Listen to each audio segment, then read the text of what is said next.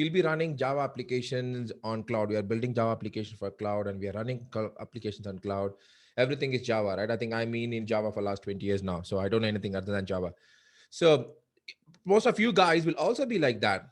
But whenever you send a Java application to cloud, right, the very first thing you get from your IT architects or somebody that's like, Java is slow and Java is fat. Okay, these are the questions that you get, and I don't want to put that the performance is slow, it cannot scale, right? They will say all these kind of questions apart, and then we spend days and nights doing Java performance tuning. To be very honest, Java performance tuning is something pretty hard, and you have to be a master at it, right? Which is very hard as well, right? And Java does something by hand by using by itself, but still we need to do that. But if you take a pause and just think about why Java applications were slow, right? I don't call it as slow, but there are a lot of things that we need to do before the Java application starts and say, I'm serving your request. All right. So that's what these are a few things which I put on whatever I know. Maybe there might be multiple more things as well. Predominantly, if I split them into two things, right? One is a startup overhead, another one is a memory overhead.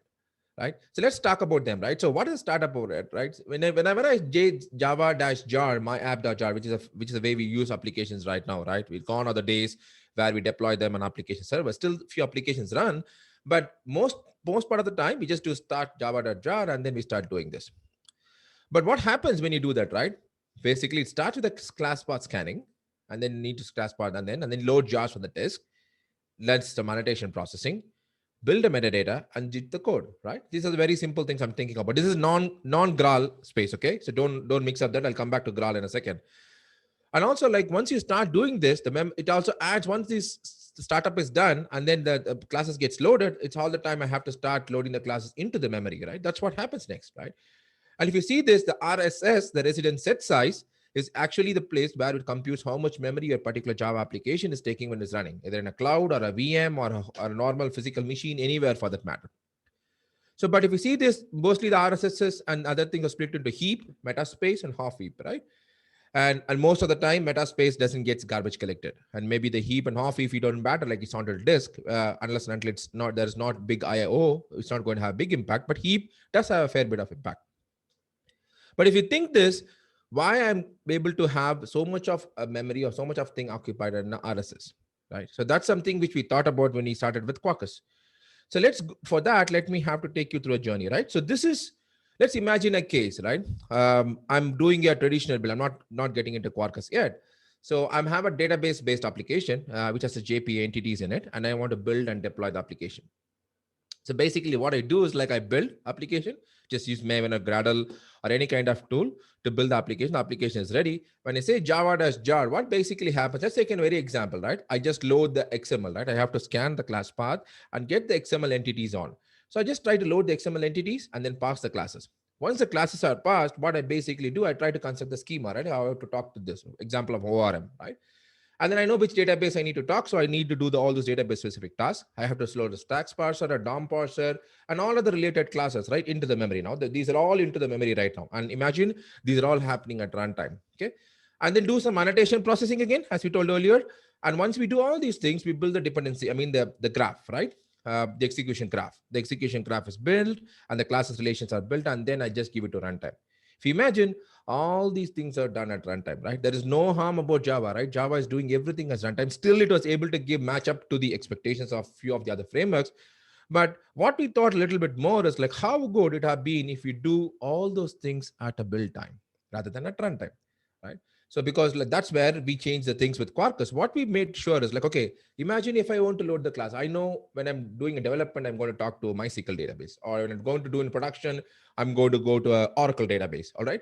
So I know the database which I'm going to talk, right? So which means that I have that information available with me at the build time itself, right? Then why do I need to process them at the runtime? So that was the whole idea when we started building Quarkus, right? And what we thought to do is like, let's try pushing things that is done at runtime into build time. Exactly what is like, so loading stacks parser, DOM parser, processing annotations, building the execution graph and everything, and package the jar in a way that it knows all the information ready for it to get running. Okay, that's exactly what we did with Quarkus.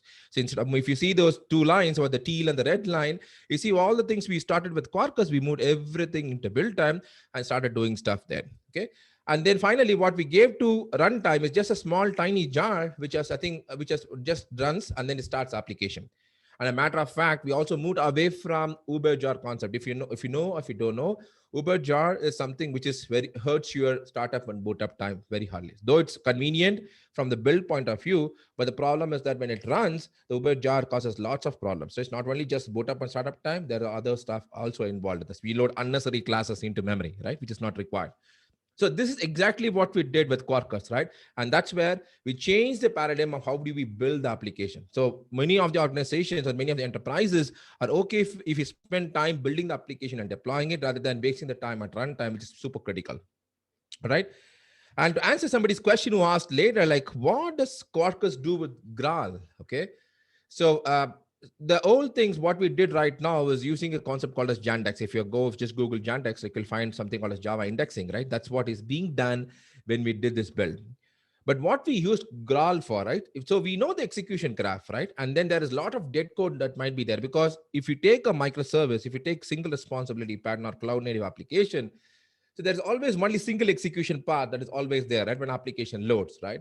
So and then if that is the case, then why do I need to have a multiple graph, right? Execution graph. So I need to have a single execution graph. And also like for that matter, like once I know these things and what classes I need to have, I don't need a JVM. I don't need the application to do this. I can do a Graal compilation of the entire code and give a binary that gets executed. That's exactly what we did with Graal. Another important thing with Graal is that, so when you are running the application, when you're running Graal compilation, you need to know the right flags to be applied, right? Otherwise, you're not going to reap the benefits of what Graal is going to give. So what Quarkus did is like, once he had this index jar, what we call as jar augmented, Quarkus augmented jar, what we call them as, all this process which I was talking about, I just give it to Graal and the Graal does a compilation of that thing and make it as a native binary. Now, what we achieve because of this is that we achieve a 30% more faster execution time. All right. So let's see that in example. Right? I've done enough talking as of now. Let's go and see a very simple example. How do we do this? All right. So let me stop this and go to my uh, console here. So I have a simple application created. So how can you create if you're on VS Code or any kind of other thing? So what you can basically do is like if you go to VS Code, if you go to the extensions, there is a Quarkus extension available. So you can just go do this. I already installed this. So which allows you to create a Quarkus application from within VS Code. It's also available for Intellij and obviously for Eclipse as well. So you can just go there, do the necessary installation process, check the Quarkus extension that is official from Red Hat. So you can do this and then you can start installing Quarkus. It gives you intelligence support, property support, all the stuff. You'll see a few of them during the demos. All right. So what I did right now is just I went and created a Quarkus application, just as you see, right? How do I do this? When I on a VS Code, I'll share all the examples with respect to VS Code. I just click Quarkus generate project, and then you just follow the wizard, right? For example, I just say Maven, I give some group ID, name of the application, version, and all the stuff, and fruit resource, which are just a JAX-RS resource. That's what I'm showing on the screen. And then it gives you a list of extensions. I'll come back to extensions in a few seconds. Okay. So extensions are nothing but just for now, imagine extensions are nothing but your dependencies. What kind of application I'm building right now. So in this case, the example that I'm showing right now is a JAX-RS application which I built right now. Okay. So I follow the steps, what I told you right now, and build the application, generated the source code. What does the generation does is nothing but it just gives you, let me skip this one and go back to the code. It gives you just a scaffolding of a Maven project with all the necessary dependencies and other stuff which is required. And then if you see right now, I have Quarkus REST EC, which is nothing but JAX-RS specification of implementation of REST services. And then I have some test dependencies, etc., right? And the fruit resource, which I put down on during the wizard, it basically created me a resource, a JAX-RS resource, which basically says an API. And I have one little method called as fruits, which is going to give me something like apple. Okay, we'll develop more on this application on during this demos. Okay. So this is what I need to do. I just need to do this, and then I build the application. My application is ready right now. It's basically scaffolding, right? And people will be wondering, like, we have Maven Archetypes. Why you do this? Like, there's a lots of shortcomings with Maven Archetypes. So you have to stop using Archetypes and created our own plugin so that it's used both for compilation, which is what Quarkus compilation, what we call as well as it was able to help you to do with the class generation, scaffolding of projects, adding dependencies, etc. Okay. So let's go ahead and compile this. I'm going to use my CLI because this is more clear for us to do compilation. So I'll say a Maven. I'm not going to use native right now. I just do clean package. Okay. And let's see what will happen right now. I'm just going to make this a little bit bigger so that I can show you a few more things. All right. So let's do this. Maven clean package, and then it's going to download. I think I have cached it, so I hope that it's not going to take anything right now. And that's it. And then the fruit test is going to run the test cases. There's no big test cases here. All right. Kamesh, while we are waiting for the build to kick off, Yes. I had one Yes. question. You said that Yes, please. we eliminate the need for an Uber jar, or what we call it as a fat jar also. Hmm. So in that case, usually a fat jar would bundle its dependencies along with it. That's the reason Right. it was used. Right. So how is the way how's Quarkus augmenting it? So we don't need it at runtime. I can understand that we have built Mm-hmm. it. So how is it being what do you say? I mean, what is Caucus doing to replace I that? think we are going back. Okay, I'm just Shed going to some do that exactly now. Ls if an LTR H. Okay, I'll just do target. So to answer your question, Savik, this is what we did. If you see the lib directory right there, if you remember the traditional application servers, right? We have a lib directory where we drop the jars so that the jars can be loaded whenever it needed at that time, right? We do exactly same thing with this Right. also. So that's the reason why you see the runner jar, which we are going to use, is 243K. That's the size of the jar that's going to start. Okay, I'm sorry. I'm not sure you're focusing on the runner jar because I can't see it on the screen. Okay. You see it now? So this is the runner jar I'm talking about. Okay. Uh, Um, I'm not Maybe I'm not looking at the right location. if you're on my screen, I'm just highlighting it for the sake, right? This is the runner jar which you have right now. No, Kamesh, we are seeing. No, I I think can see we are not able only to CLI. see that screen. Yes. Oh, it's not yet loaded. No, I, for this the CLI is still not loaded. Okay, yeah. so do you see the build happen? No. No, we Nope, still it's stuck. stuck at building.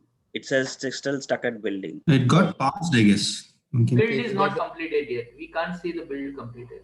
Your screen Oh, share got passed, I feel. okay. So how do I change that? I'm just trying to see how do I change that. Want to stop and share again? That makes sense. Yes. Yes. Yeah, not a Let me problem. do that. Okay. These are crazy virtual tools, right? So okay, let me Yeah, no, sometimes we do have a challenge with. okay, let me go and share again.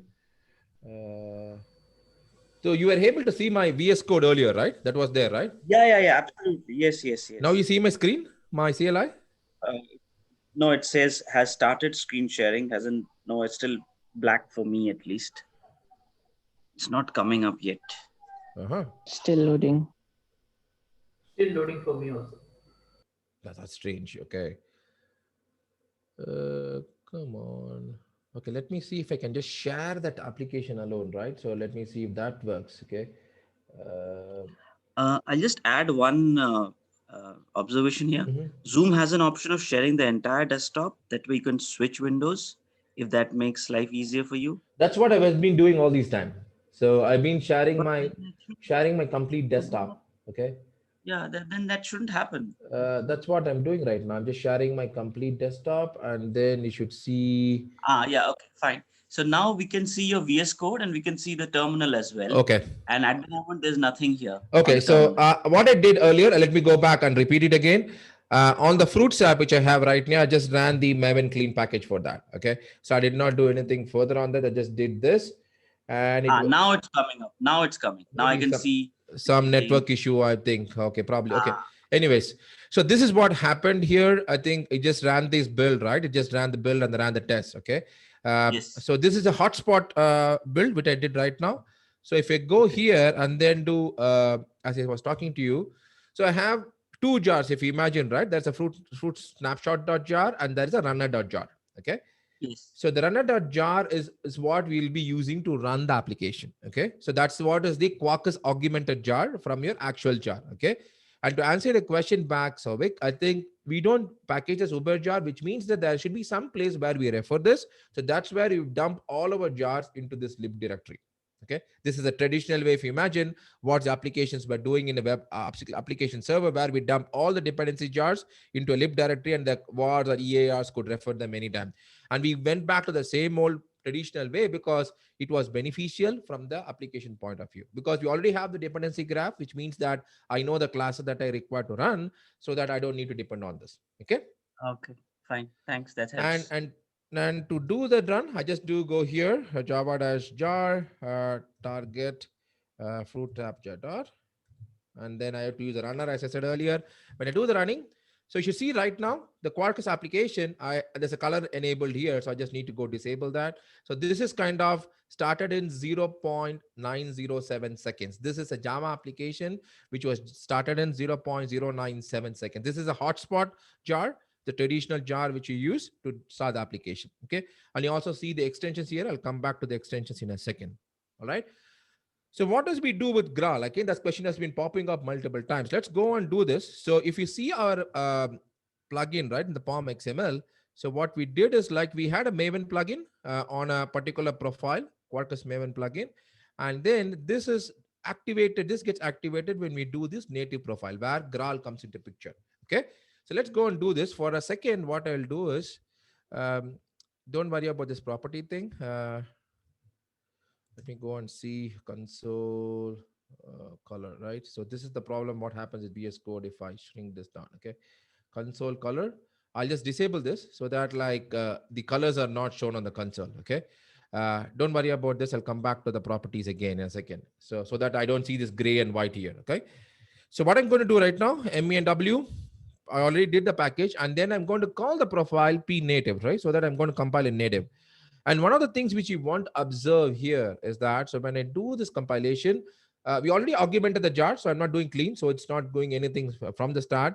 So it's going to pass this particular jar as an argument to your compilation of Graal VM. If you see this image tab, I'm just passing this particular stuff here, right? So that is quite important, right? From an application point of view, we have an augmented jar, so which has all the optimizations done. And now, since optimization is done, I can give it to Graal to do the aggressive dead code elimination. Okay, that's what we are doing right now with Graal. And to do that, I have to pass the right parameters, right flags. Okay, so that, like, it kind of takes up the right ones and does the thing which you want to do, right? That's exactly what you've been doing right now. So people who are using Graal, this should be very important, right? Because this step is super crucial, and it takes a bit of memory, as you see on my screen. 2.74 GB of memory is taken, and then you also see my CPU bumping, right? It's going to 81% right now. Okay, in fact 93 right now. So this takes a bit of CPU and memory because there's a lot of things that goes behind the scenes.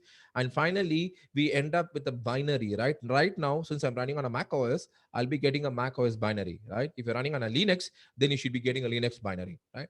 I'm not sure, I've not tried Windows yet, but that should be the one, right? If you see this one, this was finished in 1.18 seconds, right? So that was the 1 minute and 18 seconds. In fact, the older one was taking you for approximately 20 seconds or less than that. Okay. So what gives out of this is, right, let me do a ls target again. If you see this, you got this fruits app runner binary here. Okay. So this is a binary that is being run right now. And when I say this now for the second, I'll say target. And you should see right now the binary, now it say allow, and you see this almost 30% more increase in your startup time. Now the application has started in 0.024 seconds, right? Earlier it was 0.970 seconds, right? Let's go scroll up a little bit and see what was the earlier one. Okay, earlier we started in 0.907 seconds. Now we come down to 0.024 seconds. So this is the combination of the power of Quarkus augmentation plus Graal VM that gives you. Okay, so now the application starts so fast, which means that I'll show you an example at the end of the session where it's going to go more faster, and how we see how this particular thing helps you here, right? More, making even shorter as well as bigger as well.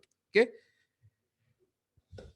so but one little thing which we have not discussed, right? We are developers. And what does Quarkus gives for me as a developer? Right? These are things which I can do. Probably somebody will be thinking, okay, there is framework X which can does this, and framework Y which can do this, right? But what does this gives me as an application developer? What I call as developer joy? Okay.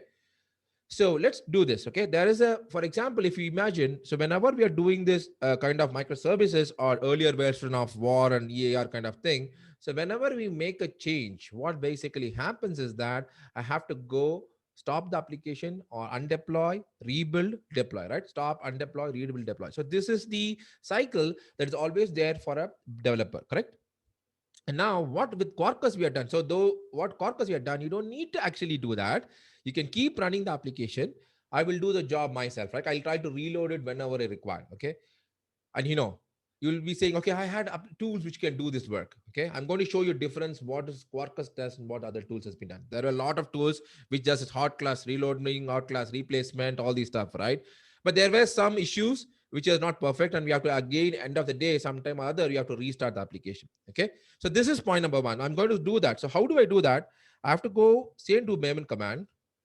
I say compile and then use Quarkus :dev. Quarkus is a Maven plugin that we added, and then we say going to say Quarkus dev. What basically now happens is that this application is going to be started in a development mode. Okay, I'm just going to slightly push this on to this end. So that I can have my thing here, and then I'm going to move this here, okay, just for the convenience sake, okay, so that you can see both the things together. All right, so let's just do a little bit thing, right? So right now what I said is, like I said, Apple here, right?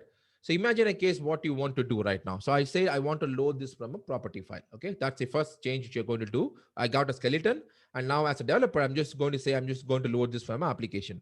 Okay, now I just say string, I say string, I say fruit, default fruit or something. Okay, and then I'm going to say this is going to what? This is going to take from. All right, and now I say config property, and then say name, my dot fruit, and then I'm also going to have a default one. Sorry about the pop-ups. It is kind of annoying at times. Okay, default value, if I remember correctly. Okay, so default value, I'm just going to say Apple. Okay, we are just going to still remain same. Okay, so now what the other thing which I'm also show you, let me little bit make it bigger, right? So if you see this one, what I have done right now is that I'm just making my first change to the application, saying that the application is changed. I want to load from a config property, which is basically from your application.properties. And I'm also setting the default value, right? Which means that if this value is not there, then load it from this. So what is this config property? This is basically come from Eclipse microprofile. So where I can inject the properties, okay? And this is the first thing which I want to tell. So there is no extra dependency that is required in Quarkus to add your Eclipse microprofile for configuration. Okay, this is by default. It is kind of gelled into the framework, so you don't need to actually add any dependency for this. So if you see our thing here, we don't have any dependency added for microprofile except for REST-DC, which is we are using right now. We don't have anything else like config property or something. All right. So this is what we do right now.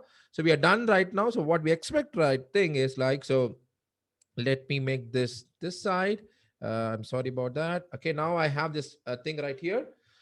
So if you imagine what you usually do, right, with application like no other than Quarkus, right? So when the tools which you have done so far, okay, so what those tools basically do is like whenever you do a reload of the application, right? So something like, let me do this. Sorry about this little annoying adjustment which I'm doing right now.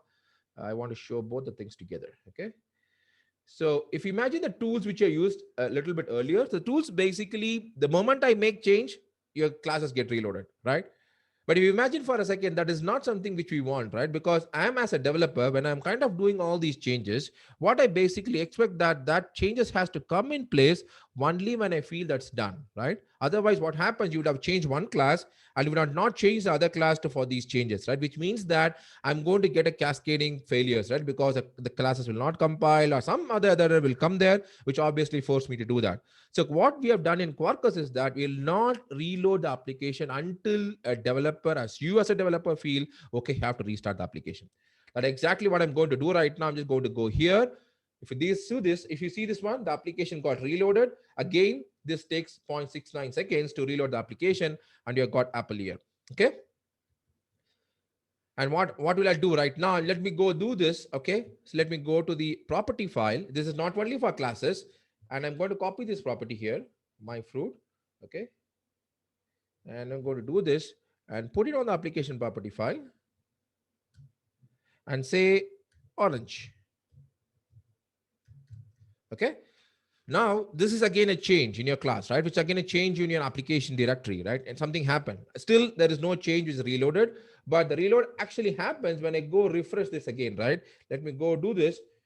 And now what you see right now is that the thing is changed to orange right now. And now if you see, since this is done, the profile dev has been activated, and you'll also see live coding is also activated. And you see this application reload, the change happen in 0.183 seconds. This is sheer speed, what I'm talking about right now. Okay, I'm doing changes quickly. So changes, seeing the changes, doing changes, seeing the changes, because this is something which every developer will want to see, right? I want to see the changes quickly so that I know whether I'm going on a right track or I want to revert it back. Or even if you see from an application point of view, if you see the traditional waterfall models where we deploy applications, it takes long time for me to release this, right? Because there's a big process involved, right? In microservice world, everything has to be faster, right? And quickly, I can just build the application, deploy the application, show people how fast the changes are there, take it to production, okay? I'll show more about the speed in a few seconds, right? On cloud native side as well. So this is from a developer point of view. And what else I got for a developer, right? I'm just taking you to the Quarkus site. This is the quarkus.io. So all the links are there on the slides. Don't worry about that. So we have lots of things called as extensions. So what I mean by extensions, okay? So you can find all the extensions available as part of the guides so that it takes you the complete. There's a cheat sheet also there where you can download stuff. So we have classified them as core, web, and all this stuff, right? So extensions are nothing but, okay, I have a Java REST easy application, right? So what basically I read right now is that I want to go add a database support to it. Okay. So that is something which I want to do. So how do I do that? Okay. So that is what we do with extensions. Okay. If you go here in an extension, this is also available in all the plugins. So I'm going to add extensions to the current project. If you see this one, so this is what I'm going to do. I'm going to add to this current project. So what all things I want? Let's go to the thing. I want a database, right? So I'll come to, I'll call as Panache. I'll come back to what is Panache. Okay. I'll add Panache here. And then I'm going to use H2 database. So I'm going to have H2 driver and Open API. I'll come back to Open API in a second. Okay. Small I Open API. And then I'm going to have three different extensions right now. This is going to be Hibernate for me to do the entity JPA stuff. JDBC driver. I'm just going to use a simple H2 database for this example, and OpenDrive for Swagger UI to do all the stuff inside, right? And that's it. When I do this, if you see again, when I add the extensions on the right side of this project, you see that the application gets reloaded in a second, okay? So you'll see this, all the things gets downloaded for me, and then you start to see that application getting reloaded. And then I also say, obviously you feel that the port is dropped. And now if you see this application, the application has all these extensions loaded, right? If you see here, I have CDI, RGOL, ORM, blah, blah, blah, H2, etc., JTA, REST EC, which is already there, construct propagation, etc., all got reloaded. So what I mean by extensions, okay? From a developer perspective, so what we made sure is that we got all those things ready for you, okay? So what all things, we are slowly adding more things. Almost, you'll see that everything is almost there. So if you see this application POM XML, the application POM XML has few more things, okay? I have a JDBC dependency added, Open API dependency added, and then I also have Panache added. I'll come back to Panache in a second, okay? So Panache is just a convenience for you to work with ORM, okay? So nothing more than that, just think in that way, okay? So now what you have done for the developer joy is that we added this also, right? You don't need to crack your head to see what dependencies you need to add. Just add these extensions, in which case I know what dependencies to be computed. I'll add those dependencies for you as well. So which means that H2 and other stuff. So why we are talking so confidently about HR, Hibernate, and ORM is because the core guys who worked on this Quarkus thing were how the guys who made this Hibernate ORM. So which means that they know all the tips and tricks and all of the stuff that's there, okay? So let's go here. Let's go do a little bit change here. Let me, what I'm going to do, I'm going to add a fruit entity right now, okay? For t.java, okay? And this is going to be a class. And obviously this is going to be an entity, right? So this is Java Express as an entity. And then what I'm going to do right now is add two things, public string. I'm done away with all those getters and setters, right? It doesn't really bother, okay? I'm going to give name. And then I'm going to give season, okay? I'm sorry. My typing is public string. I think Hello everyone. While sorry to interrupt, Kamesh. While Mhm. everyone is posting the questions, I think it will be easier if we take the questions at the end so that the speaker's flow is maintained. Kamesh, I think Sure. you will agree with that. I think that should sounds good because I think this is I think this is one of the demos. There's a couple of more demos. Maybe I should take 10 minutes more and then Yeah, I should be take the questions. Okay, yeah, that sounds that's good. right. Yeah, Okay. absolutely. Okay, so we started with the entity right now, as you all know. And then what I'm going to do right now is that let me put this class here and put my entity on the right. Okay, reveal and sidebar, split up and right, so that I can show you few more nice things what Panache does for me. Okay, so I have an entity right now. I have this thing right now. What else I need to do is database, right? So I'll just go here and then I say Quarkus dot data source. Okay, you get all the data source. I just say kind. This is enough for me. There is no need for doing dialect, any other stuff. And then I should say Quarkus dot data source dot jdbc dot url. I'm sorry. Okay, I'm just going to say jdbc colon h2 colon memory in memory database. I just say fruits db. Okay, I just call this as the fruits db. All right. Uh, okay, you see this? So these are the only two things which I need right now. And obviously I can do load SQL and all the stuff which is required, but I'm not going to show those SQLs. I think I'll also need to do database generation, right? Quarkus dot data source, sorry, Hibernate ORM. So this is the thing which you get here, right? Database generation, which you see here. What I want to do, I want to give a drop and create. Okay, so since it's a demo, I can just do drop and create, and also say log.sql, right? I say true. Okay, so that you also see the SQL statements running up. Okay, these are the three important things which you do for anything. And the wondrous thing right now, the extension is what it provides. So the extension understands by default when I say db.kind, it's h2. So I know what data source or driver name to be used. And obviously you have URL, username, password, everything. I'm not using that for this demo because it's in memory.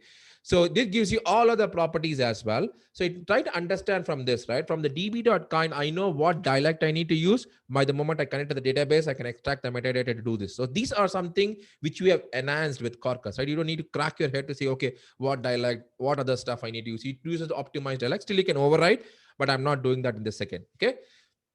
So with our database is ready, my entity is ready. Okay. And then let's do a little change here. So this is going to do something which is interesting for you. Okay. So right now, what I'm going to do here is that I have an entity right now. I'm going to do this. When I'm going to go load my classes, what do you expect? Okay, this is something which interesting. Probably you can just keep it to yourself. So what I'm expect right now, when I go do this stuff, right? Localhost, local 8080, when I'm going to restart it, obviously I'm going to get an error. Okay, this error is expected, correct? Because no identifier specified for entity. Okay, you know that, you know why this error is coming, right? Because in my JPA entity, I don't have a primary key identifier, correct? So that's the reason why I got this one. But if you imagine for a second, so when I build my applications, when I build my entities, right, there are standard set of boilerplate code that I write. Adding an entity, if it's going to be auto-generated thing, I just need say what's an entity name, and then I have a bunch of CRUDs, which is always there. And there's also a bunch of finder methods, helper methods. It's always there, right? Whenever I read that. So if I make it more easy, like I can abstract those boilerplate code and keep it for you, then what will happen is easy for you to write your entities. That's exactly what we did with Panache. Panache is just a convenience on top of your Hibernate JP entities. Okay. So let me show you what it basically means. Okay. I'm just going to say extends. Okay. That's a Panache entity that I'm extending from. Okay. That's all I do right now. So if you see this class is going to basically extend from Panache entity.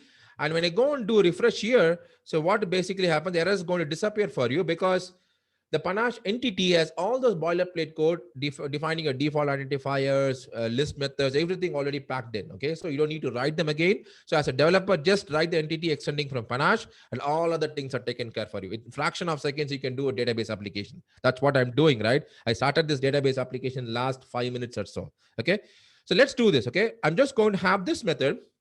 I'm just going to say fruit dot list all. Okay, So this method automatically comes the moment I say list all using panache entity, right? And which is going to list me a string. So what I'm going to do is list a string, or rather I can do a JAX-RS response. That's a much neater way. Just going to say JAX-RS response here, and then I'm going to say response dot okay, and then give this entity. Okay, that's all I do, right? And then I need to give a build here. Okay, sorry about my formatting. I'm not on Intellij, so excuse me about that.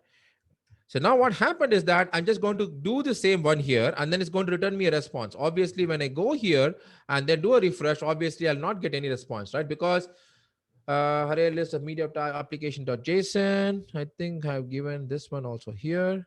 Root entity. Let me see what thing I've done here. Okay. This says media type application.json. Okay. It's okay. Let me see what's little mistake I've done here. List all. Okay. So this is going to list me a thing, and then I'm going to build this response. And then I consumes and produces media type of application.json, which is also there. Okay. So let me go see find here. Okay, let me do this. Okay. We added the Swagger UI, right? Okay, I also get a Swagger here, so which kind of gives you a response. I think this is much easier for us to deal with REST. Let's go and try this out. Obviously, I should not get any issue here. Could not find a message. Okay, I know the mistake, right? So what we have missed here is I've not added a serialization thing. Okay, I just need to go add an extension right now, which is called JSON B REST DC. Okay, you have JAX B, everything there. Okay, JAX B, JSON, everything. I'm just going to use a JSON B serialization again, going by standards. And then that's going to be added. Obviously, there's another extension, which means the another dependency gets added. Obviously, you'll see your application getting reloaded, right? Right here. Okay, so let's go here and try this out. Okay, let me go and do an execute again. And this time I should get, okay, it's not got reloaded or stuck up somewhere. Okay, let's do this. Okay, obviously, sometimes there's an error, something gets stuck. I'm just going to restart the dev mode, and hopefully we see that it comes back again. Okay, so let's go here, and all right. There we go. We got an empty response. I'm going to go back to the Swagger UI so that we can see all those nice things. Swagger UI. So when I go to execute, if you remember, I had the Open API dependency that got the Swagger here. Okay. Awesome. So this is there. So which means that I'm ready for doing lots of database development, right? So the very first thing I want to do is like load some default data. Okay. So let me go here and write something called as import.sql. Okay. And I have to go to my tutorial to grab some data. So you'll see this examples, all these examples right now in the tutorial what I'm showing. So all the things are from there. Hibernated Panache is what I'm doing right now. And let me go grab this SQL, right, where I can insert the data. Okay, I'm just going to copy this and then put it here. Okay, and you see the SQLs coming as well, right? I'm just doing an insert, simple insert here. So the smart thing is that import.sql is automatically detected whenever I had something. So which means by the rive reload property, I'm also able to do these things as well, right? So let me go and execute right now. I say execute, and you should see right now, I should get a bunch of fruits, right? It's already loaded into the database. That's what you'll be seeing here as well. And there you go, right? There is a lot of insert and execute happening for you. And the fruits.list all is getting me everything for me, okay? I can do the same thing with add also. I'm just going to copy paste this method just for the sake of thing. And then I'm going to say add fruit. Okay. And I'll just say response dot accepted. Okay. Or created. Okay. Accepted is better. Okay. I don't want to use created here. Okay. So I'll say fruit dot add. Okay. That's what it's going to say. This is going to take the fruit entity. Okay. And then I'm going to say fruit.persist. Okay. And obviously this is a transactional method. So which is going to be a post. So I need to add transaction here. Okay. I had JavaX transaction and that's it. Okay. And I'm done with an addition of fruit right now in a fraction of seconds, right? This is what I do with Quarkus, right? And then I go here and then refresh the Swagger UI. I say get UI. I'm just going to do a refresh. You can do from CLI also. You can do anywhere you want. And now we get two methods. One is add, another one is post, right? So let's go to add. And then, so just go try out. I don't want this.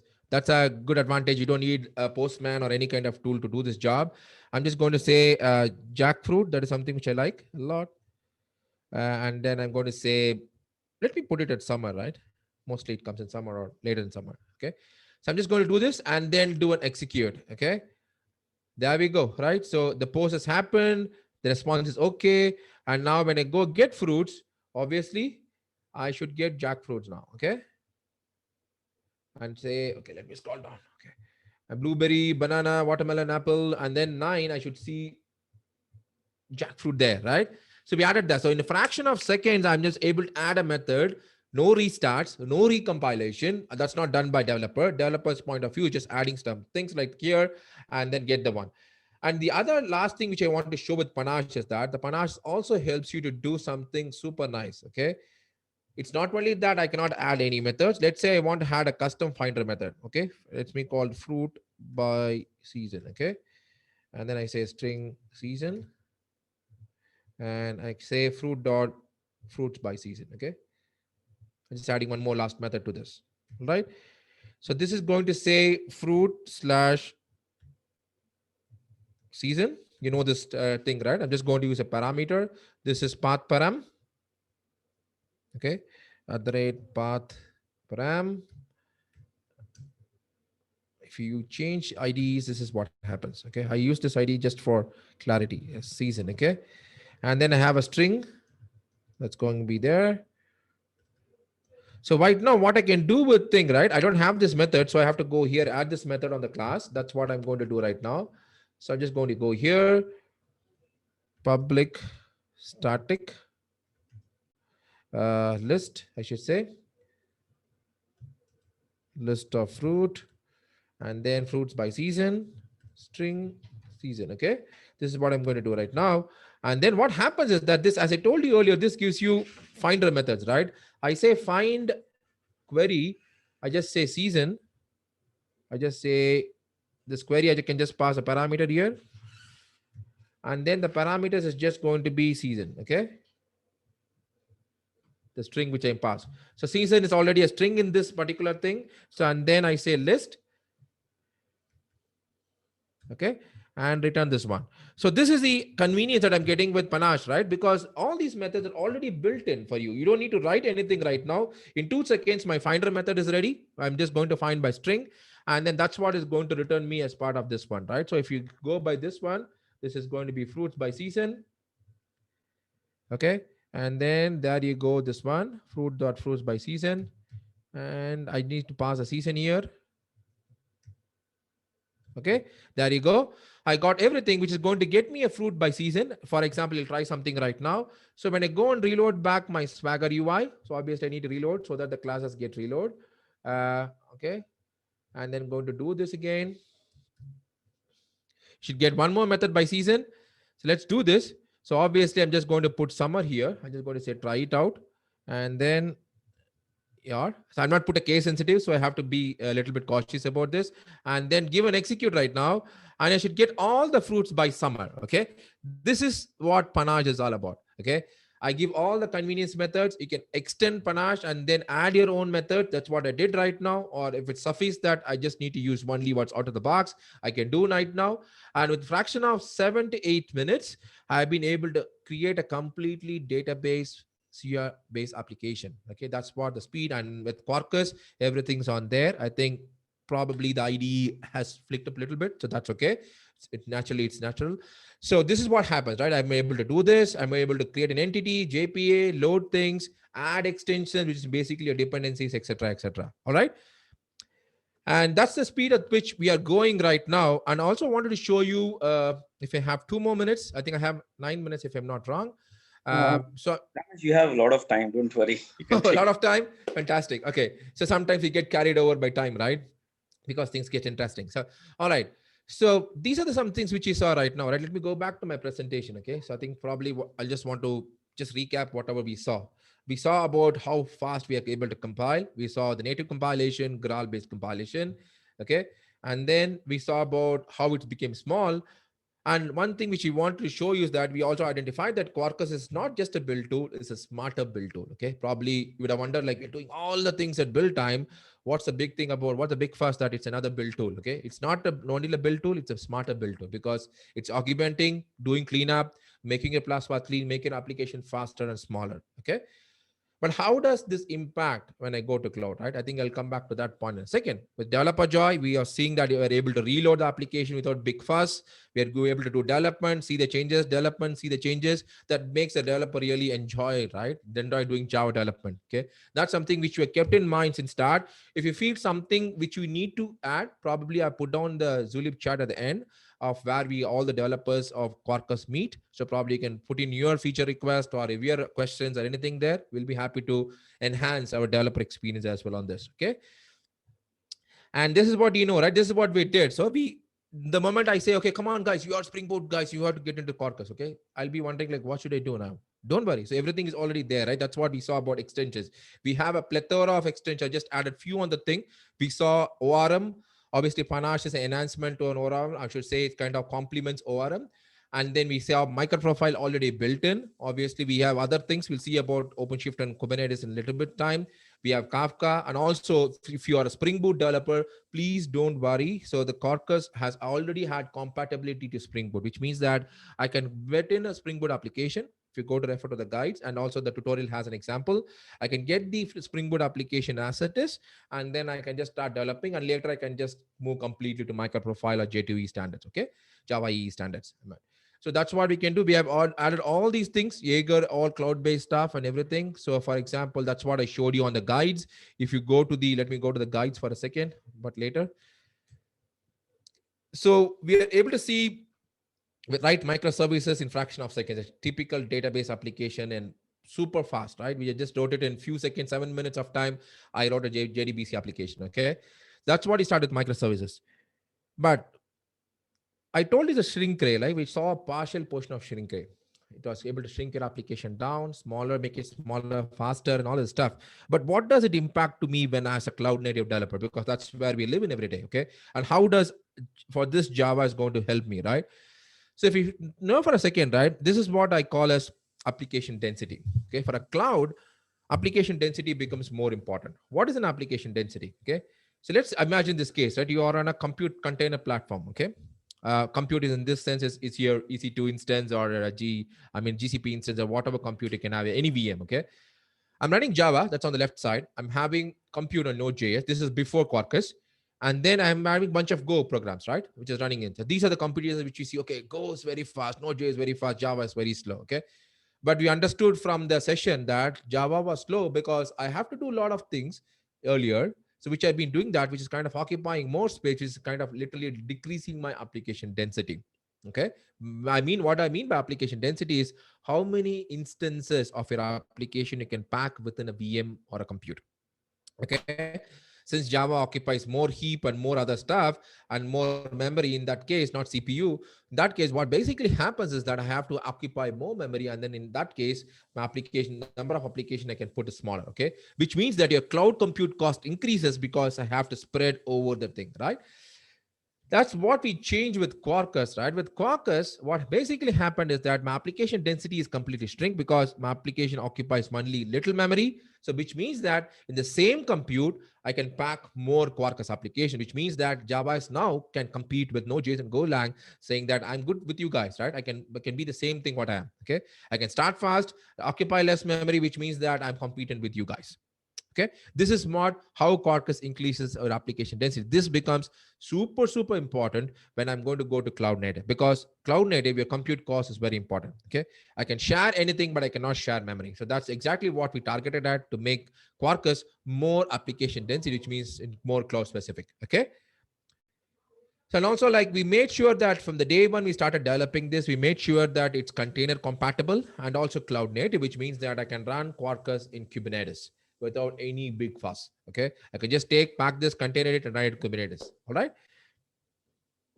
So now with this, I got a super stack right now, which means I can write cloud native application, I can write microservices, I can write serverless as well. I can write all these three things with one framework called as Quarkus. Okay. There are other frameworks also gives you, but also we are targeting the cloud nativity of your application, cloud native Java application, what I call. Okay. If you put in the today's world, I should put it like Kubernetes native Java application. That's how I call this, is because every application has to run on Kubernetes. That's why we run it. Okay. So what does it give me?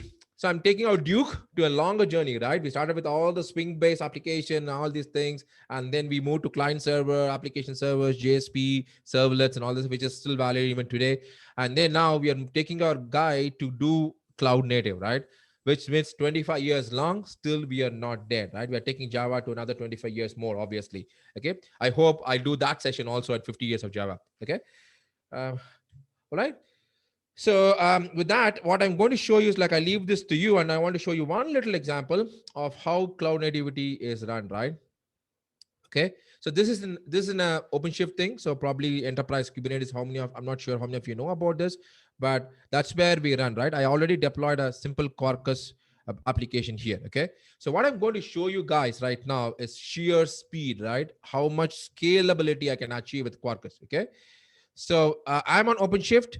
I deployed a serverless application, Quarkus-based serverless application on cloud. What I'm going to do right now, I'm going to bring my application, and then I say, I'll stop this one. Just going to run a load script onto this application. Let me click on this. Okay.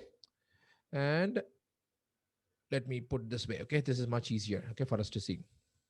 So what I'm going to do right now is just going to scale this application up. Okay. Say, hey, this is a URL. If you see this application is accessible from this URL. This application is a serverless application, which means that this is dormant right now because there is no request coming in. So the moment I get request, the application to scale up. Okay, that's the whole idea of serverless, right? So whenever it serves up, comes up, serves your request. Okay. And we have been, when we started a session, we started saying, okay, Java is not fit for cloud native. Java is not, because it cannot scale, it cannot do anything, right? So right now, what I'm going to do before your eyes is that I'm going to run a load script, which is going to send 100 concurrent requests for 2 seconds. And this particular application is going to scale up approximately 140 plus pods in less than 20 seconds to serve your request. Okay. Are you ready for this action? Let's go to this. Okay. You see this now? I'm going to scale. And if you saw this view all side of things, it starts to create those containers in a fraction of seconds. There might be some node which is dormant, and we got the response also, right? So you have to do some dial up, lookup, and every other stuff. Okay. And I've scaled up 143 pods, right? You see this blue color thing coming up, right? I'm just going to count, right? I already fixed 5 seconds, 5, 6, 7, 8, 9, 10, right? You can just keep counting. 11, and in less than 20 seconds, I should have almost 140 plus pods converted into just dark blue color. Okay. So that's the speed at which you are scaling. And this is a Java application which is getting scaled at this speed. If you see right now, I'm just close to 20 seconds. If I count myself, and I have 143 pods up and running. Okay. So this is a sheer response Quarkus is getting you as a Java application when you're on cloud. I am on a cloud. I'm on a Kubernetes platform. This OpenShift is enterprise Kubernetes platform where I deployed the application, and I deployed a Java application right there. And my application is up and running in fraction of seconds.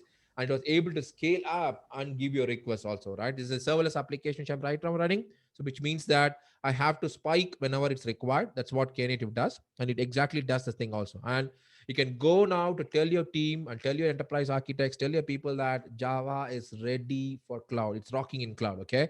So that's what I'm saying with Quarkus. We're doing all this magic across. And the other one, if you see, as I told, serverless application, this is also terminating your pods, right? I'm no requests are done. So I'm saving your cloud cost. I'm terminating them back.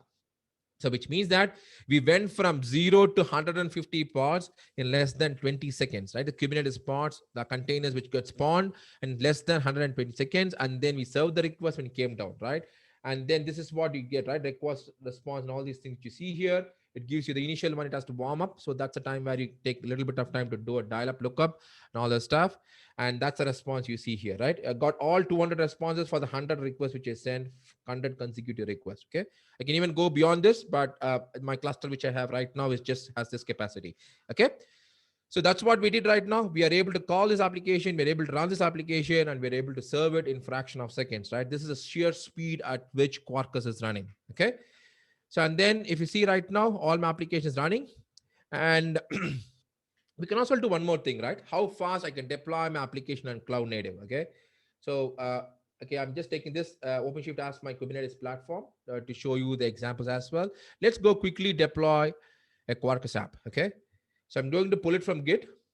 I have this application right now, the same Fruits app which we saw right now. I'm just going to take this application.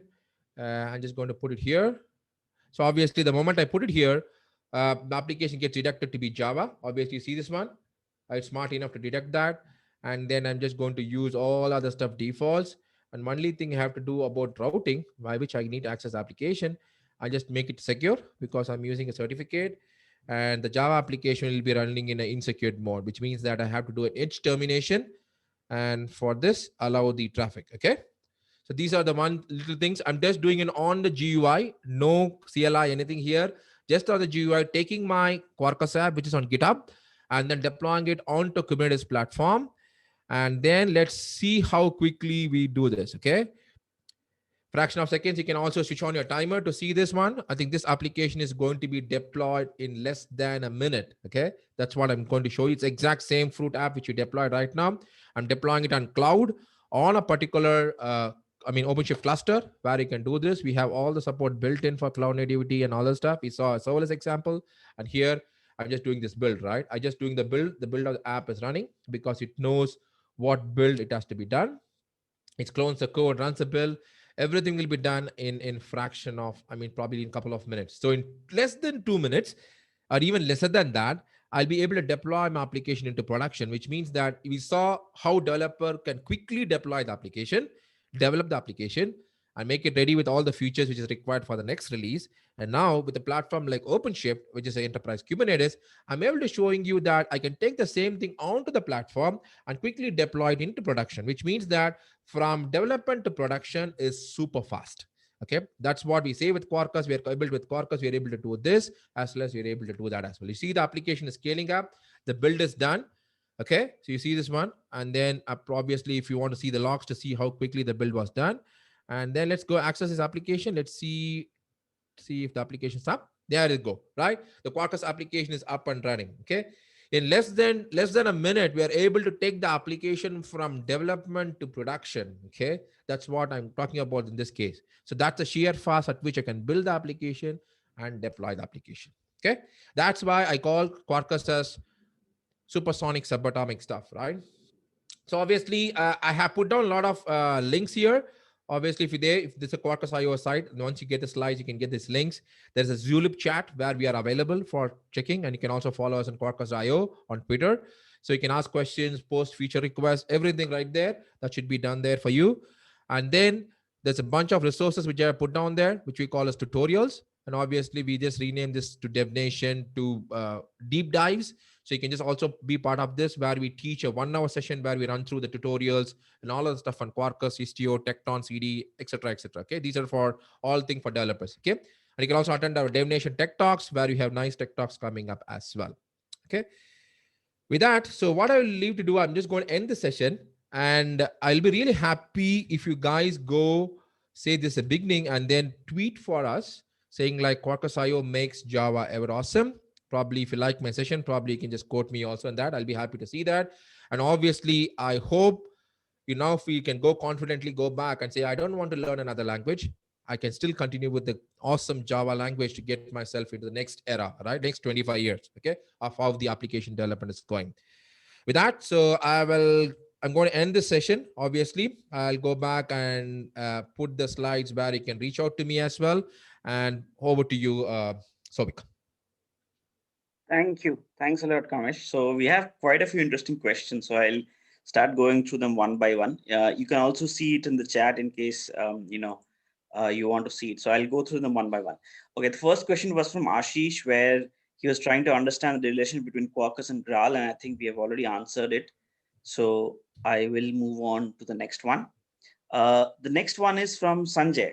That is, if we create a Docker image, we would need a lib directory and the runner jar only. So then what is the use of the snapshot jar, which we created while we were doing the demo? Okay, so that's a great question. So if you see that Sanjay, like when we kind of did this actual build, right? The snapshot jar is obviously created by Maven, right? We cannot cut that process. Okay, obviously the Maven builds a jar whenever I do the packaging, right? But if you understood the build cycle, what we basically did is like we augmented the existing jar and converted them as a Java. I mean, your Quarkus jar, right? We made some indexing, we made some other things inside the Quarkus, built the dependency graph, and made the thing running. So that's the reason why you saw that we have a runner jar, which basically call them as runner so that you know that this is to run the application. And the snapshot jar is by default the jar that is generated by the jar plugin, right? Maven jar plugin or Gradle jar plugin, whatever you want. Another question to add on to this. So effectively, since we are packaging our dependencies externally now, is there a situation where in a microservice where there are multiple microservices, I can have a common mount where I can keep my dependencies sharing the space, but reducing the size of each container?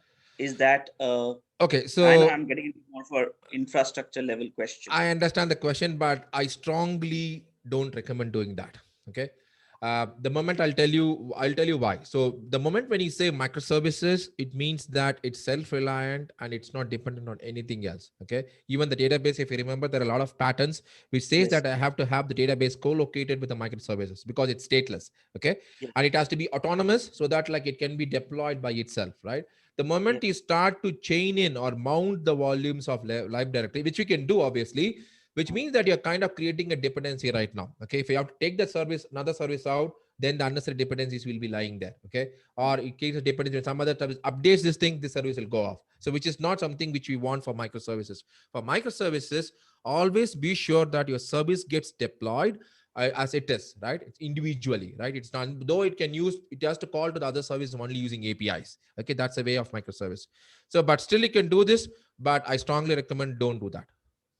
Absolutely. No, I understand where you're coming from. It's like I'm kind of calling out the anti-pattern so that people are aware of the challenge. Lovely. That's good. Yeah. Right. Okay. The next question is from Naveen, where you remember you used the Quarkus :dev option. So his question is that it should be only used during development because developer wants to do changes and see the reflections real time. And it's more like a command, an option to do real-time development. Is that the idea of that option? Exactly.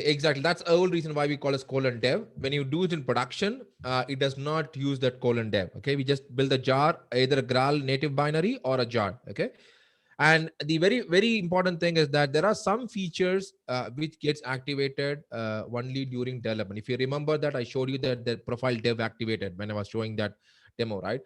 The whole idea is that, for example, loading something from a SQL file, right? By default in production, we will not do that. Okay, so we'll always reload it and you don't reload it every time. Okay, so the dev thing, what basically does is that it allows you to have the live reloading activated or the live coding activated.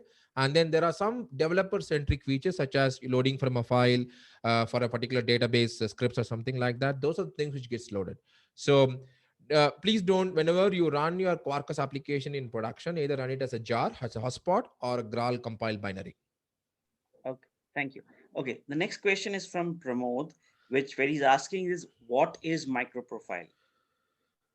Okay, so that's a great question. I think probably microprofile is nothing but a set of standard that is done in this thing. Let me get you the slide. I don't want to quote. And it's called as eclipse.microprofile.io or microprofile. That's the one. I think that's the thing. I think it's a set of standard that's being done for giving you developing Java-based microservices and what all the things you need for microservices, right? For example, when I do a microservice, right, basically the microservice needs a lot of stuff. Like it needs cloud, it needs health checks, it needs metrics, it needs circuit breaker, and so on and so forth. I'm sorry if you're hearing a noise. There's something going on top of my house. Okay. So what happens is basically you need all the frameworks or implementations for these things. That's exactly what Eclipse Microprofile does. It's a Java based implementation or spec for developing microservices with Java. And as Savik pointed, eclipse.microprofile is the site where you get all those things. I've pasted the link for the audience. I just had one question here, Kamesh. Is Quarkus an implementation of the microprofile specification? Is it fair to call it that or No, no? no, let's not call that way. Quarkus leverages microservices. I mean, that's it, microprofile. I'm sorry. Okay, So fine. Quarkus is not an implementation of microprofile. So if you remember when I was creating my project, let me quickly share my screen. Okay, that also helps. Okay, let me go here, then share. And then if you remember, small, if you go to the POM XML, if you're able to see my screen, if you go to the POM XML, Yes. I have this small RAI, right? This is an implementation of microprofile. Okay, this small RAI is a project. If you could just Google small RAI, you'll find that small RAI implementation of Open API, which is again Open API is a spec inside microprofile, which gives you the Swagger and other stuff. Open API implementation. Small RAI is an implementation of Open API. Okay, so that's how I call. So we use small RAI as part of Quarkus, the implementation. Okay, great. The next question is that it's from Jay, which says that how would you classify Quarkus? Is it a build tool or a framework like Spring? I know it's kind of a Okay, I think I had that thing put down here. Quarkus, Quarkus is a build tool. It's a smarter build, as I said, because it does augmentation other stuff. And not only that, Quarkus is a complete stack to write Java application. It's both together. Yep. Okay. The next question is from Rajesh, that is Quarkus production ready? I believe what he's asking is that are enterprises using Quarkus as on date today? Yes, Quarkus is production ready, and we have a supported version from Red Hat, which we call as Red Hat build of Quarkus. So where you can get a subscription from Red Hat for Quarkus support is already there, including the native VM. Okay.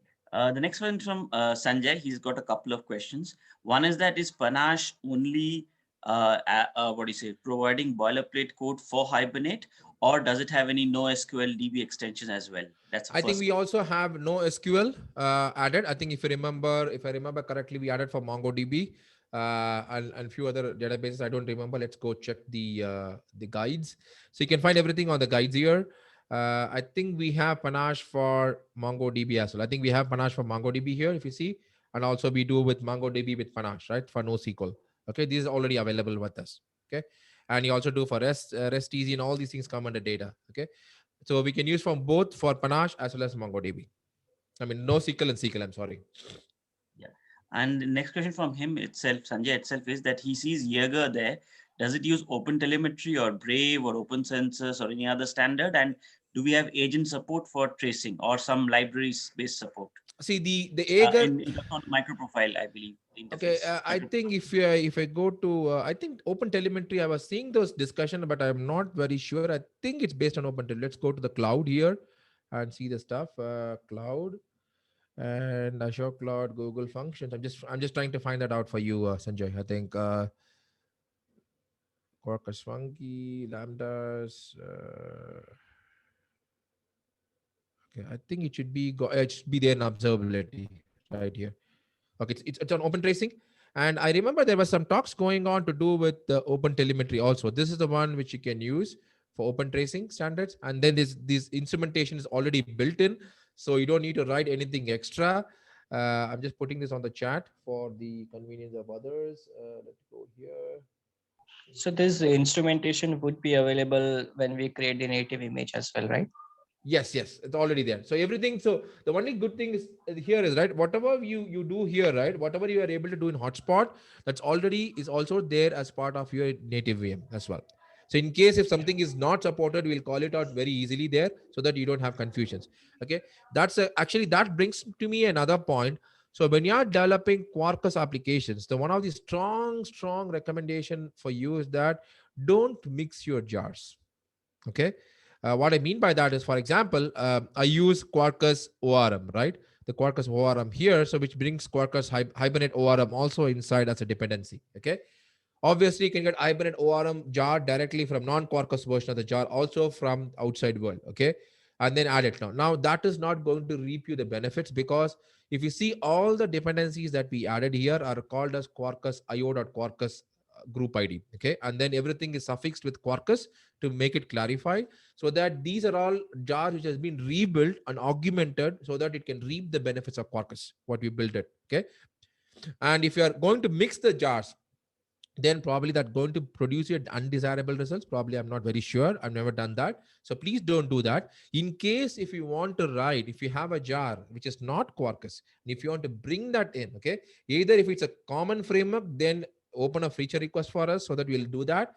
If it's not, if it's your own thing, if you go to the extensions guide, okay, there is an extension guide. It is too advanced topic. I did not cover that. There's a writing extensions way by which you can write your own extension so that the extension becomes your Quarkus jar. Okay. So this is very important. So please don't mix the outside jar, non-Quarkus and Quarkus jars when you're doing application development. Okay, thank you. The next question is from Nagendra sir, one of our regular speaker here, audiences at Bangalore Jag. You remember you spoke about the advantage of Caucus where we can install more application instances. So his question is that, are we talking about application density or application instances count density? Is like more specific on it. See, on count. it's generally called as application density, which means that the number of instances I can pack within a particular compute. Okay, it could be same instances or multiple instances. The both of them are used interchangeably. So application density means that the number of instances of the application that I can run on that particular compute. Okay, it's not spanning across a compute on a one particular compute. Okay, that's what it means there. Okay. Okay. This is again kind of getting into the comparison level things, which is a question which I don't prefer, but it's a question from Girish, which is that, if cloud native is the USP or unique selling point for Caucus, how does it compare with, say, a Micronaut or a Helidon frameworks? I believe so. That's what. Okay, I'll call this. I think I remember calling it, but I'm not sure whether you guys listen to that. I called this not only cloud native, it's Kubernetes native. Okay, so that's how I call this. So see, all these frameworks has these things. And one big advantage, the one biggest comparison I could do with these frameworks is that this is completely based on standards. Okay, we are not writing anything of our own. If you go to Micronaut or something, I'm not sure they have support for microprofile or any other stuff. If I remember correctly, I've not explored much. But if you see that, I think this is completely based on standards, and whatever we developed is going back to the standards as well. That's the reason why I called out that we support microprofile. Microprofile is part of this, and also like not all JE thing is going to be here, right? Because then it becomes an application server. Okay, we picked and chooses the components which are all part of Java EE that's going to get into this. Okay, so we picked and chose. We are not chosen everything that's going to be there. For example, CDI is one thing, right? So we are not going to do that also. So which means that if you're a standards guy, obviously most of us prefer standards. If you're a standards guy, then Quarkus is the go-to thing because we do these things also. Okay. The second one, if I want to answer you guys, we not only use Graal VM, but we also contribute back to Graal VM. If you remember, right? I think Red Hat also supports, Red Hat has for Linux. We also had a community version of Graal VM spawned out so that it's supported by Red Hat. So which means that we support the Graal VM compilation and Graal VM other stuff related stuff in continuing with the collaboration with Oracle. So we also do that also. And also like we are also big time thing on OpenJDK also, right? We know those things, how internally these things works as well. Okay. So these gives you an edge over the others in the market because we know the things, how the underlying things works better, so that we can give you the nice proper one for you to work that can be ready for production. Okay, and in fact it's ready for production as well. That's how I answer this question. Yeah. Kamesh, one request, can you go on to full screen on your this thing, the last open this slide, the one we are seeing right now? Yeah. Okay. So it's easier for all of us to see because I think that's a been interesting background to have. Okay. There's a question from Thirumurgan, which is, I believe he's talking about device detection plugin for Spring Mobile. I'm not sure how I understand the question. So if Thirumurgan, if you could unmute yourself and ask the question directly to Kamesh. I'm not sure if he's still here. Try to... Oh, he's still on the call. I'm just giving a moment, otherwise we'll move on to the next question.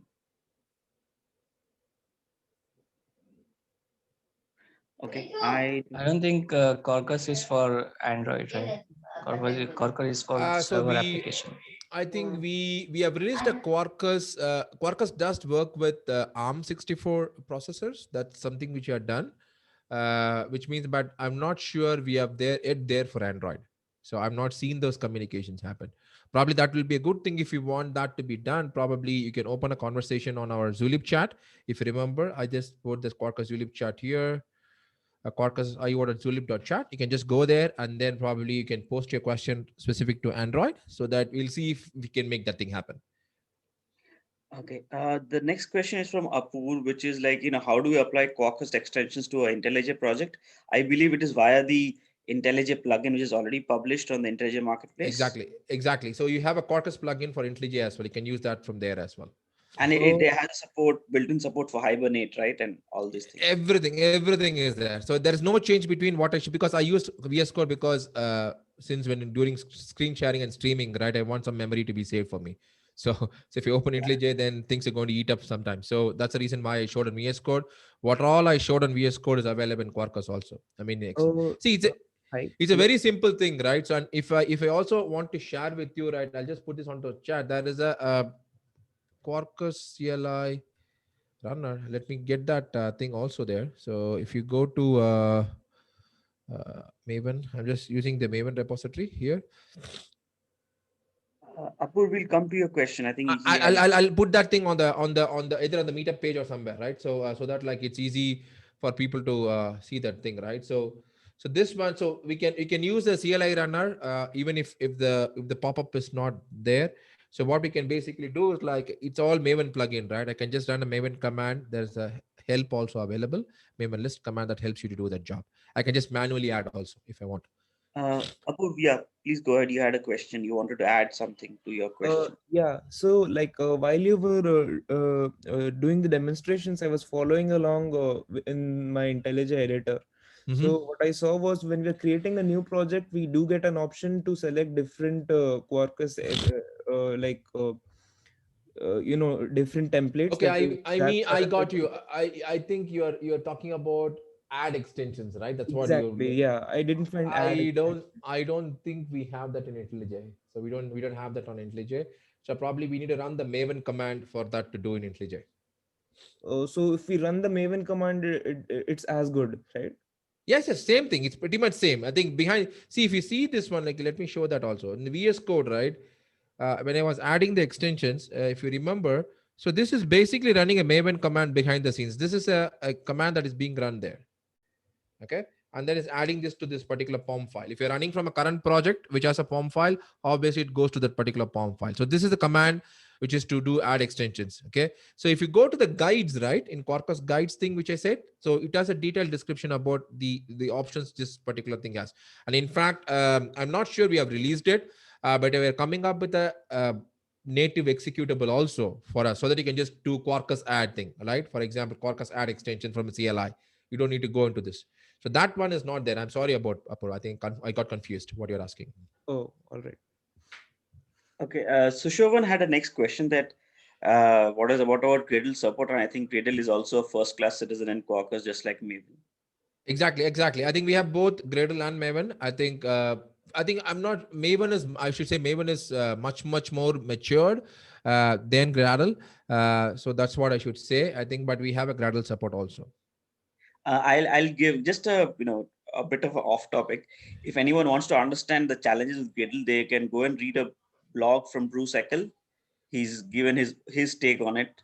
It's worth reading. It's a 16-20 minute read, but it will give you some background on what are the at least do's and don'ts when you do Gradle. So I would suggest people to go and read that. Okay, this is one. Okay. Sushovan has another question that we have a comparison matrix between Node.js, Python, and Quarkus. I would say you can go and somebody might have written a Medium article on it. So we're going outside of Java now into other frameworks. I usually show that example also, but unfortunately during this time I did not do the development, right?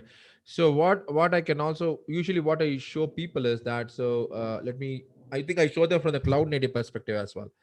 So if you are on this particular platform, right? So let me call this application so that it starts up. Okay. So if you are here, so if the application is running here, right, I can go to the monitoring here, and this gives you the workload monitoring for me. Okay, I'll just take the fruits up here. Okay, and this gives you the memory usage and other stuff, etc., right? How much memory is occupying. I usually, what I do is, like, for some of the demonstrations, since it's not more cloud native, right, I used to deploy Spring Boot, Quarkus, Node.js in them, and then show them this graph. Okay, and then that will show them like how much each of these things are performing. In fact, I will show you that I mean, the native compilation of Quarkus exists over Node.js as well. So I have those metrics also, but let me see if I can find it from my slides. I had those screenshot also taken. I can just share that with you, which means that this is not, this is something which we prove using a live app running there. Yeah. Okay. I had two more questions from Sanjay. Sanjay is one of our active contributors in discussion. So plain Java itself is faster than Node.js. Okay, sorry.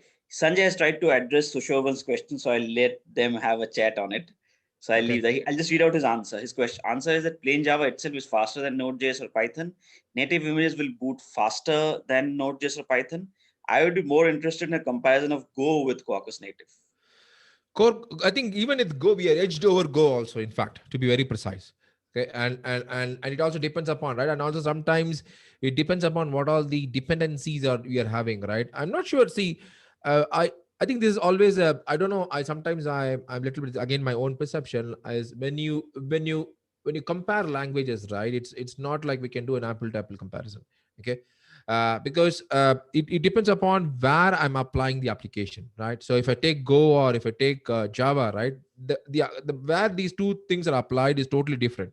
Okay, and I can argue that a lot of things which Java has, Go does not have. Since I've experimented something with Go also, I feel that, see, if my rule of thumb is, right, if I'm going enterprise, if I'm going to develop enterprise applications, if I'm going to run enterprise applications, then my go-to language will be Java or Node.js, obviously, right?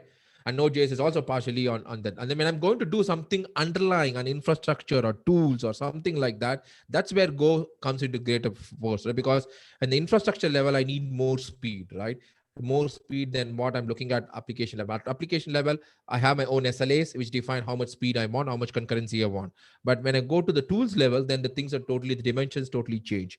So, which means that I personally say that I don't want to, I'm not saying that this is better, and this is better, right? So it all depends upon where you apply the application. And we did a Go comparison also. That's what, I don't have that thing on the slides here. But it also edged over, when I do a native compilation, it edged over Go also. And then we are still working on more optimizing this stuff, right? And if you see the Quarkus dot releases and Quarkus 1+ releases, there's a big performance improvement, even including your native compilation, right? So native compilation, the very first Quarkus release, when we did the native Graal compilation, it took around almost 4 minutes to do this REST compilation, REST API compilation. But now it come back to 1 minute, right? And we're still doing improvements. So yeah. Sorry. No, sorry. Please continue. I wanted to add. So that's what I'm trying to say. So it all depends on what things you use, right? And then how things are linked, right? And the speed and other factors sometimes also contribute to the total dependencies and other stuff which you have in place. I had a similar question.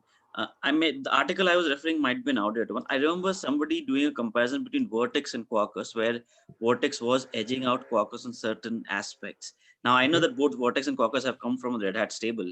So is there something which, is that something which the Red Hat internally is looking at, that, how do we bring the best of Vertex or some of it into Quarkus? It's already there. So one of the things which runs within Quarkus engine is Vertex engine. Okay, Vertex is already there inside Quarkus. Okay, so that's transparent again. Okay, because the guys who developed all these are from the same community. Okay, same community and same bunch of developers. So one thing which I have to tell you, right? If you take Vertex is completely reactive programming. Okay, so it's a reactive framework for writing reactive programming. If you go with Quarkus, what happens? It also provides both imperative and reactive. Reactive via Vertex, and then the imperative via the normal Quarkus frameworks that we add to this. Okay. So that is where the difference starts, right? It really depends upon when I use Vertex, I have to 100% be reactive. Even if my application does not demand to be reactive, I have to be reactive. Okay. But with Quarkus, you have a flexibility. You can naturally, with your transparently using reactiveness, right? When you use something with Quarkus, for example, we react to something like messaging, right? We have to react to messaging, right? That already happens to thing. And behind the scenes, if you see, the implementation is done using Vertex. The Vertex is already part of Quarkus core, right? Which is not open, it's not added as a dependency, it's already built into it. So don't worry. So whatever the benefits you get with Quarkus, with Vertex as a reactive app, you'll always get those things. In fact, we even made the database things reactive using that's the reactive panache is also available in Quarkus. That's great to know. Okay. The next question is from Pramod, which is that, is Quarkus completely free even in production with and without Graal VM? I believe I'm just trying to quantify it that first of all, since Quarkus is open source, can people use it? And secondly, the aspect of the Graal images. See, again, this is the usual question which people ask right ahead, right? So what we do we already have open source of Quarkus, which means that you can directly use it. But if you're getting into production, if you need support, then you have to use Red Hat's build of Quarkus, right? Where we support you on your Quarkus builds. So that's the thing, including your Graal stuff on that. Okay, this is an interesting question from Srinivas, which I think is quite interesting. How does debugging work for Quarkus-based applications when we are dealing with a Graal VM native image? So I think I'm not personally experimented with that, but I saw from my engineers posting few posts. I can try to get that post and share it on the meetup page. So where we have even made the flight recorder working with the native image. Okay. So that is something which you already done. So which means that it opens up your it's already done. I think I'll share that link. I think there was also a YouTube video on that. One of the meetups which are one of the primary distinguished engineers did. So probably I'll get that thing and share it on the meetup page. Yeah. Okay. This is another one that do you have something like start.spring.io for Quarkus? I think start.microfile exists. I think we do have. It's called as code.quarkus.io. Let me put that. I'm putting that on the chat. I mean, if you watch my screen. I'll anyways share the link with the audience also. I'm just verifying the link once. No, I got it. It's done. You're bang on. So that's already there. So we already do that thing. So which downloads your zip file and other stuff. And then as I told you right now, when I was showing you on my OpenShift console, the thing basically what it does, it basically does those things also. We're also going to add some more support, easy developer support on the OpenShift console where I can just build different set of applications just clicking off buttons. So it's also going to be done. Yeah. Okay. Coming back to the OpenShift question, there was another question from Sanjay, which I kind of kept it for later. I don't know if you have come across Fabric8.io? Did you ever hear? Right. So that's again his view is that whatever was the capabilities provided Fabric8, they seem to have being inspired or brought into the OpenShift platform. Is that okay? Fabricate8.io was something which was started by Red Hat guys. Okay, so it was again a Red Hat upstream one for a bunch of guys, and few of those guys like James Strachan and other people, they have now moved into a different company. Okay. And if you remember, we bought in few of those things from Fabricate because there was a confusion because there was a Red Hat product called as JBoss Fuse, which is the integration product. And it also has something called as Fabricate. So people are confused with the names.